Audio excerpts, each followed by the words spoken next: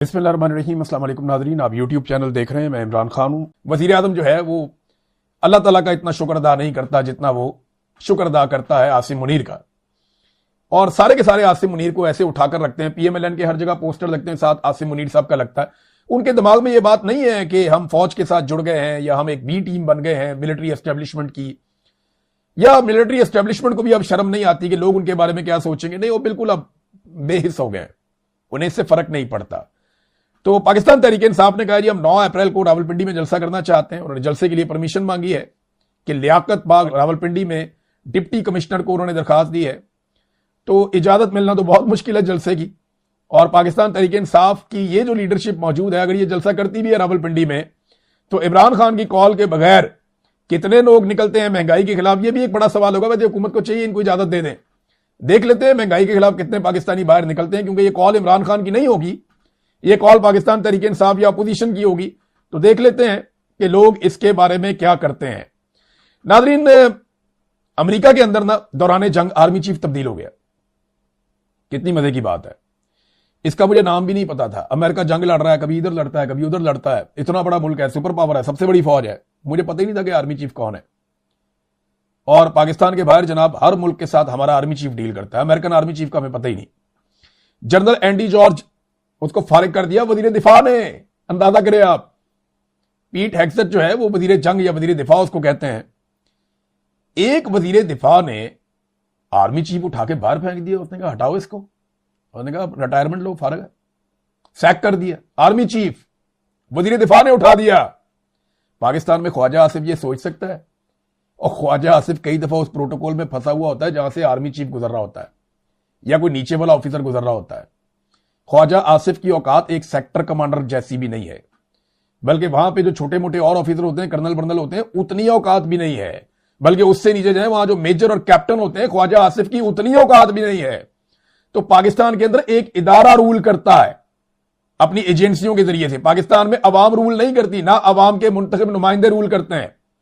यहां army chief फैसला करता है कि वजीर आजम कब तब्दील करना है, और बार बार वजीर आजम बदलता है, कभी बेनजीर, कभी नवाज शरीफ, कभी इमरान खान, कभी फलाना, कभी ये, कभी वो, कभी भुट्टो को फांसी, कभी फातिमा जिन्ना को गालियां, कभी कायदे आजम के साथ ज्यादती, कभी लियाकत अली खान के साथ ज्यादती, कभी मुल्क ही 2 टुकड़े कर दिया।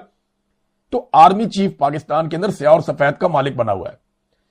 देखें ना, हम ये कहते हैं जनाब हालात क्योंकि बुरे हैं, लिहाजा जो मौजूदा आर्मी चीफ है इसको एक्सटेंशन दे दी जाए। हमारे आर्मी चीफ के बाद एक्सटेंशन का जो सबसे बड़ा बहाना होता है वो हालात होते हैं ना, मुल्क नाजुक दौर से गुजर रहा है। भाई पाकिस्तान का तो 78 साल से नाजुक दौर ही खत्म नहीं हो रहा। अब जब दुनिया उस अहम मोड़ के ऊपर पहुंची जहां पे नाजुक दौर गुजर रहा है, और नाजुक मोड़ पे जब दुनिया पहुंची तो पाकिस्तान वहां पे 78 साल पहले से खड़ा हुआ था। यह सूरत हाल है, ये सोशल मीडिया पे लोग कह रहे थे। बहरहाल ख्वाजा आसिफ तो सोच भी नहीं सकता, भी ख्वाब भी नहीं देख सकता कि वो आर्मी चीफ तब्दील करेगा, बल्कि आर्मी चीफ क्या तब्दील करेगा, कोई रिटायर्ड जर्नैल को उसकी जगह से नहीं हटा सकता वो, जहां पे वो जाके लग जाए। और यहां पे आर्मी चीफ जो है वो वजीर आजमों को हटा देते हैं, सदरों को हटा देते हैं, जो दिल करता है आर्मी चीफ करते हैं। पाकिस्तान में ये फर्क है, यहां जंग भी नहीं होती, आर्मी चीफ पक्के होकर बैठ जाते हैं, पक्के पैरी के हमने नहीं जाना। उधर उन्होंने जंग के बीच में आर्मी चीफ हटाया, जंग के बीच में हटाया। वो मुसलमान थोड़ी है, लेकिन हजरत उमर फारूक रज़ी अल्लाह तआला ने दौरान महाज खालिद बिन वलीद रज़ी अल्लाह तआला को हटा दिया था। जंगें जो है फौजी जीतते हैं, फौजें जीतती हैं और कौमों के साथ मिलकर जीतती हैं। जर्नैल कुछ नहीं बेचते, ये आते हैं और जाते हैं। बड़े बड़े शानदार जर्नैल भी होते हैं, तो वो अपनी फौज के बगैर कुछ नहीं होते। बड़ी बड़ी हिकमत अमली होती है, लेकिन उनको अपनी फौज, असल चीज फौज होती है, तो वो उसकी प्रोफेशनलिज्म होता है।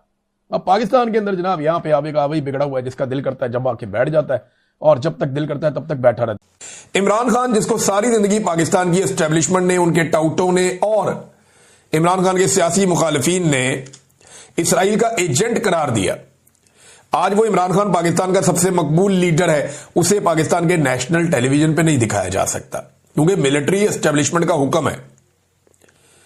लेकिन नेतन्याहू, जिसके फैसलों ने बहुत तबाही फेरी गजा में और जिसकी जंगें बड़ी मशहूर हैं, अब उस नेतन्याहू को पाकिस्तान टेलीविजन दिखा रहा है, पाकिस्तान के टीवी चैनल्स दिखा रहे हैं। ऐसे कर लें, यानी इमरान खान को दिखाने पे पाबंदी है एस्टेब्लिशमेंट की जानिब से। इमरान खान की शक्ल आप नहीं दिखा सकते, क्योंकि वो इसराइल का एजेंट ये कहते हैं ना उसे। लेकिन जो खुद इसराइल है उसको दिखा सकते हैं।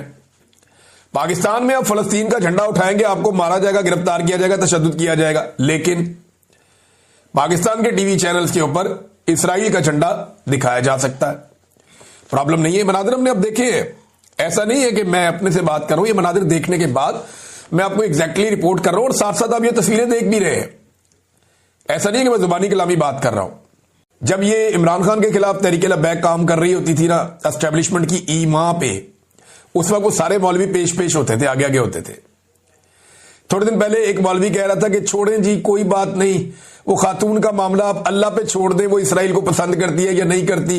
इधर लाशें गिर रही थी, वो मौलवी बोला ही नहीं, चू नहीं की। उस मौलवी ने चुप करके दुबक के बैठ गया। और बहुत सारे मौलवी हैं, नामों के साथ मुफ्ती लगाया हुआ है, लाशें गिर रही हैं, बोले नहीं। लेकिन पाकिस्तान तहरीक इंसाफ जो है, इंसानी हकूक की तंजीमें भी नहीं बोली। क्या ये इंसान नहीं थे जो कत्ल हुए? आप इनसे इख्तलाफ कीजिए, मुझे भी इख्तलाफ है, लेकिन वो रात भर चिल्लाता रहा बेचारा, तरले मिनते करता रहा। वो ये कहता रहा कि यार खुदा का वास्ता वापस चले जाओ, रसूल का वास्ता वापस चले जाओ, तुम्हारी माओ का वास्ता वापस चले जाओ, मुज़ाकरात करने के लिए किसी को भेजो, हम वापस जाने के लिए तैयार है, हमें मत मारो।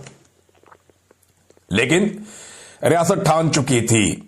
आपको उनका मकसद पसंद नहीं, कोई बात नहीं, मगर कत्लेआम भी तो गलत है ना, वो नहीं होना चाहिए। पीटीआई ने इस पर रद्दमल दिया, मौलवी नहीं बोले, चंदाखोर मौलवी चुप रहे, मफाद परस्त है। पाकिस्तान तहरीक इंसाफ ने इसके ऊपर अपना मौकिफ दिया और बड़ा तगड़ा मौकिफ दिया। उन्होंने इसके ऊपर मुतालबात भी किए तहरीक इंसाफ ने, और उन्होंने इसे एक ऐसी हरकत करार दिया जो गलत है। शदीद तरीन अल्फाज में उन्होंने मजम्मत की, ताकत का बेजा इस्तेमाल किया गया उसकी भी उन्होंने मजम्मत की। गैर इंसानी अमल उन्होंने करार दिया। गोली चलाने से नफरत पैदा होती है। 26 नवंबर को भी यही अमल इख्तियार किया गया था। फिर उन्होंने कहा मुज़ाकरात का एक मौका था, मुज़ाकरात करने चाहिए थे ताकि कोई हल निकल आता। फिर जाली पुलिस मुकाबले भी किए जा रहे हैं पंजाब में, ये भी उन्होंने बताया। फिर उन्होंने कहा तस्वीरें और वीडियो जो आ रही हैं मुरीद के से इंतहाई तशवीशनाक हैं, ये जुल्म की इंतहा है। हुकूमत और मुतलका इदारों को आमराना ज़हनियत तर्क करनी चाहिए। ताकत के अंदर इस्तेमाल से ना तो मसाइल हल होंगे, ना ही इंसाफ कायम होगा। मुतालबात उनके क्या हैं? जख्मियों को फौरी तौर पर तिब्बी इमदाद और शोहदा के अहल खाना को इंसाफ फराहम किया जाए। मुलजिमान की जल्द अज जल्द गैर जानिबदार और शफाफ अदालती तहकीकात करवाई जाए और जो भी मुलव्वस हो उसे सख्त सजा दी जाए। तमाम गिरफ्तार कारकुनान और खवातीन को बिला मशरूत रिहा किया जाए और लूटी गई अशिया वापस की जाए। आइंदा किसी भी पुरअमन एहतजाज पर बराह रास्त फायरिंग ना करने की वाज़ेह जमानत दी जाए। तमाम सियासी मुकदमात का असर-ए-नौ जायजा लिया जाए और बेगुनाहों के खिलाफ कार्रवाइयां बंद की जाए। मीडिया पर पाबंदियों और सेंसरशिप का खात्मा किया जाए ताकि हकायक अवाम के सामने पहुंच सकें। अगर रियासत खुद शफाफियत नहीं दिखा सकती तो आजाद मुबस्सरीन और